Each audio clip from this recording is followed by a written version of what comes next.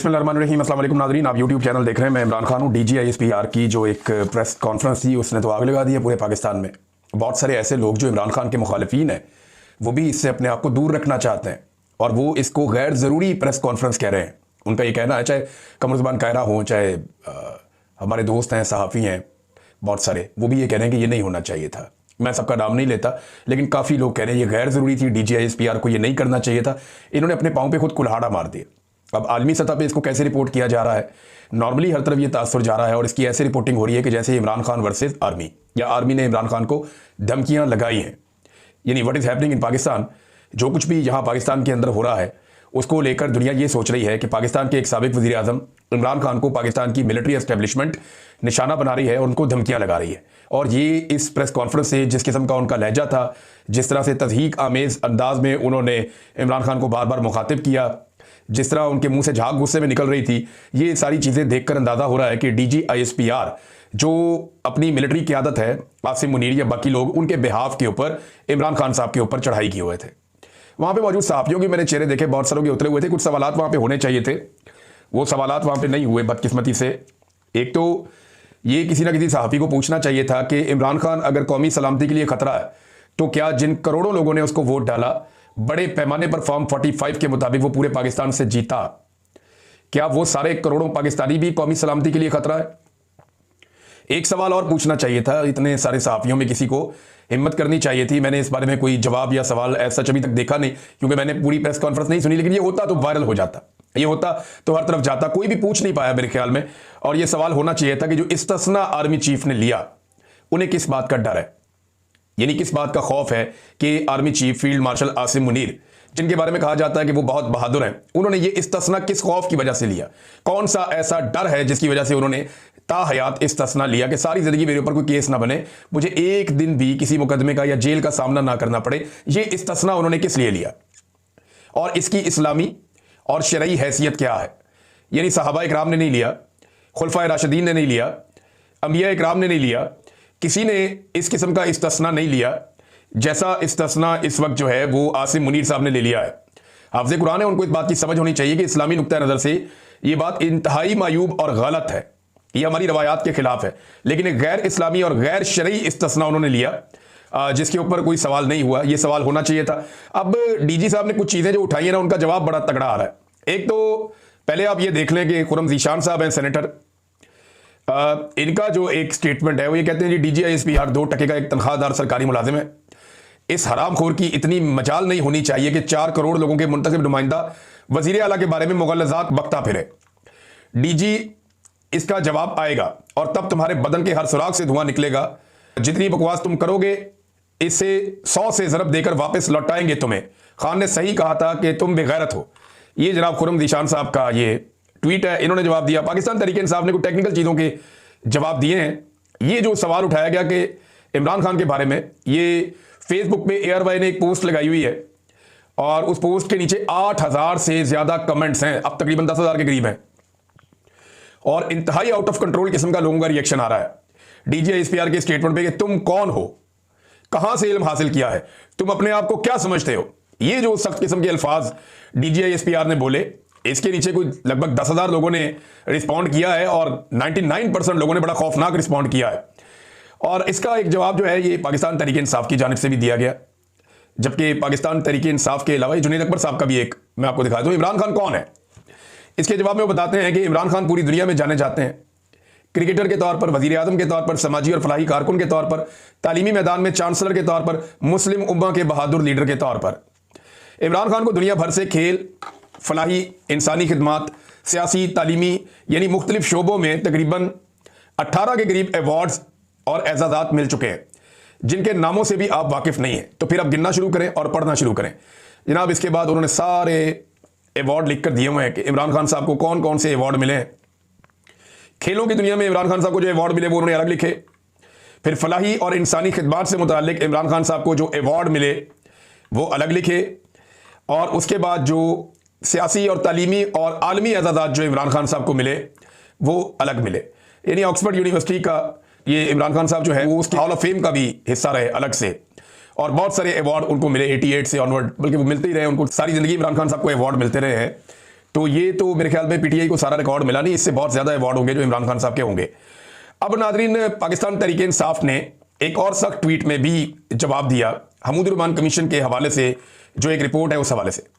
पाकिस्तान तहरीक इंसाफ ये कहती है कि 1971 में जब पाकिस्तान टूटा तब एक डिक्टेटर याह्या खान मुल्क पर मार्शल लॉ नाफिज करके करता धरता बना हुआ था।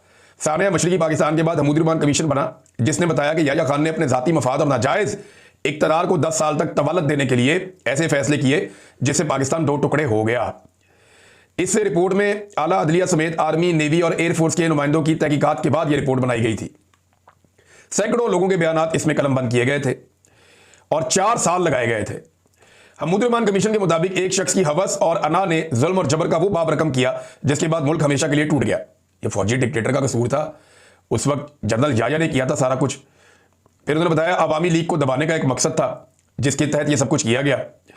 162 में से 160 नशिस्तें जीती एक पार्टी ने, उसे दीवार से लगा दिया गया और शेख मुजीबुर रहमान को जेल में डालकर मगरबी पाकिस्तान में अपनी नशिस्तें बढ़ाकर दिखाई गई। 24 मार्च 1971 को मुजीबुर रहमान के साथ मुज़ाकरात शुरू किए गए, मगर उसी रात बंगालियों के खिलाफ ऑपरेशन लॉन्च कर दिया गया। सरकारी आदादोशुमार के मुताबिक 50,000 अफराद का खून उसमें बह गया। आज पाकिस्तान में वही हालात बना दिए गए हैं जो 1971 में थे। आसिम मुनीर ने 9 मई का फॉल्स फ्लैग मुल्क की मकबूल तरीन पार्टी तहरीक इंसाफ को कुचलने के लिए करवाया। 2 रातों में तहरीक इंसाफ से मुंसलिक 10,000 से ज्यादा लोगों को गिरफ्तार किया गया। यह कैसे मुमकिन था कि 10,000 लोगों को 2 रातों में बगैर तहकीक के गिरफ्तार कर लिया जाए। इसके बाद पार्टी को कुचलने का सिलसिला शुरू हुआ। मुल्क की सबसे बड़ी जमात की तमाम सियासी सरगर्मियों पर पाबंदी लगा दी गई। कोई तहरीक इंसाफ का परचम उठाता तो उसे उठा लिया जाता। अब ये सारी तफसीलात पाकिस्तान तहरीक इंसाफ ने लिखी। नीचे उन्होंने एक पोस्टर भी शेयर किया कि गद्दार कौन है, तारीखी हकायक पर एक नजर। यहां इन्होंने 3 बंदों की शक्लें दिखाई हैं।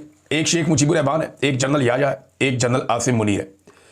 अच्छा, शेख मुजीब के नीचे लिखा है अवाम का मुंतखब नुमाइंदा, जनरल याह्या के नीचे लिखा है अवाम के वोट का गासिब, आसिम मुनीर के नीचे लिखा है अवाम के वोट का गासिब। फिर एक और चीज लिखी शेख मुजीब के नीचे, इक्तदार की अवामी नुमाइंदगान को मुंतकली का हामी, और याह्या के नीचे है जाती इक्तदार को तूल देने के लिए आइन पामाल करने वाला, और इसी तरह आसिम मुनीर साहब जाती इक्तदार को तूल देने के लिए आइन को पामाल करने वाला। फिर आगे कत्लेआम और ये बाकी चीज़ें सारी लिखी हुई हैं। तो पाकिस्तान तहरीक इंसाफ जो है वो बड़ी सख्ती के साथ रद्द-ए-अमल दे रही है, और पाकिस्तान तहरीक इंसाफ के वो लोग जो पहले कोई इतना रद्द-ए-अमल देते नहीं थे, बोलते नहीं थे, वो भी बेचारे बोलने पर मजबूर हो गए हैं कि कहाँ ले गए आप इस मसले को उठाकर और किस कदर ज्यादती की जा रही है। इमरान खान साहब की जो बहनें हैं वो भी अब मैदान में आ गई हैं, और इमरान खान साहब की बहनों ने कुछ इंटरनेशनल मीडिया को इंटरव्यू दिए हैं। इसमें अलीमा खानम ने कहा कि इमरान खान साहब का जो पैगाम था जो अडियाला जेल से उस दिन आया था बाहर, हमने उसको पहली मरतबा एडिट किया था।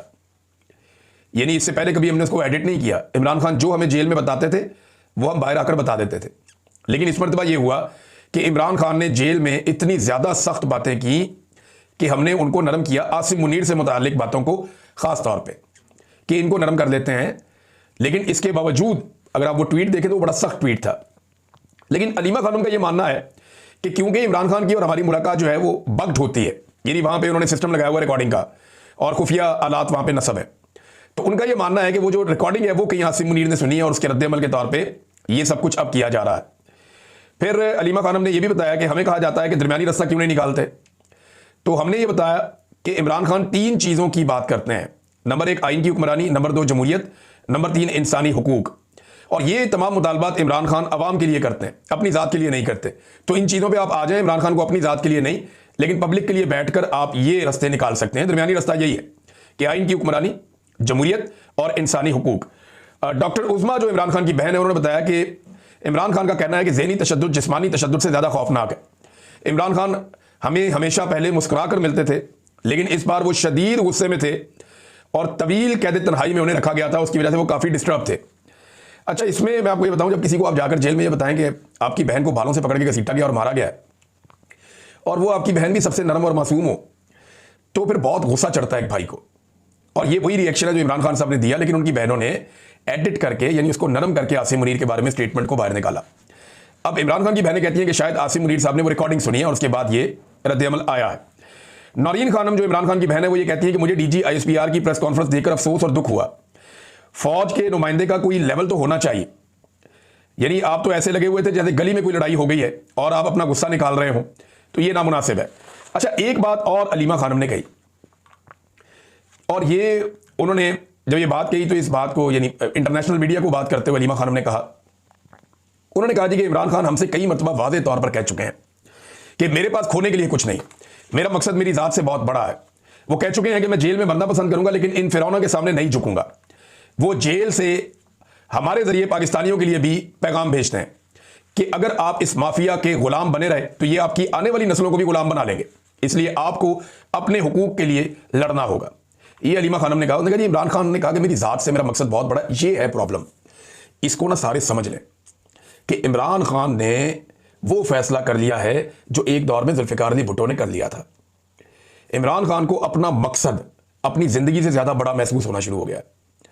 और इमरान खान ये भी कह चुके हैं कि मेरे पास खोने के लिए कुछ नहीं है, यानी मैंने तो दुनिया की हर चीज़ हासिल कर ली है, दुनिया के बेहतरीन अवार्ड मेरे पास है, दुनिया के वो लोग जिन्हें मिलने के लिए लोग कतारों में खड़े होते हैं वो मुझे मिलने के लिए कतारों में खड़े होते रहे। तो इमरान खान ने कहा कि उसने तो एक भरपूर ज़िंदगी जी ली और कामयाब, और अल्लाह रब्बुल इज़्ज़त ने उसे रोशनी भी दिखाई। उसके अंदर हम देखते हैं कि ईमान की भी ताकत बहुत ज़्यादा। अब तो एक ऐसा आदमी जिसने ज़िंदगी भरपूर जी ली हो और वो कौम का सबसे बड़ा हीरो हो, वो ये फैसला कर ले कि उसके पास खोने के लिए कुछ नहीं है, और अगर मौत भी आ जाती है इस मकसद में तो कोई फ़र्क नहीं पड़ता, वो मरने के लिए तैयार हो, तो उसका तो कुछ नहीं जाएगा। लेकिन आसिम मुनीर साहब को और बाकी सियासी लीडरों को यह सोचना चाहिए कि उनके पास खोने के लिए क्या कुछ है। आसिम मुनीर साहब ने एक मिसाल दी थी ना इंडिया पाकिस्तान की लड़ाई में सिर्फ धमकाने के लिए कि shining Mercedes versus dumping truck. इस पर मुझे बहुत बुरा भी लगा था। डंपर है जनाब पाकिस्तान एक, और इंडिया एक शाइनिंग चमकती हुई मर्सिडीज गाड़ी है। ये आपका और इमरान खान का फ़र्क है। इमरान खान एक ब्रूटल किस्म का बुलडोज़र है जो कुचलता हुआ जाएगा। उसके पास खोने के लिए कुछ नहीं है। वो ज़िंदगी और मौत को अब एक बराबर देखना शुरू हो गया है। आसिम मुनीर साहब आप एक चमकती हुई मर्सिडीज़ हैं, और ये सारे जो बाकी सियासतदान हैं, इनके बच्चे, उनका करियर, वो सारा कुछ इस मुल्क के अंदर है। बाहर भाग जाएं तो बाहर भी इनको कोई जगह नहीं मिलेगी। अब तो सोचें आप लड़ किसके साथ रहे हैं।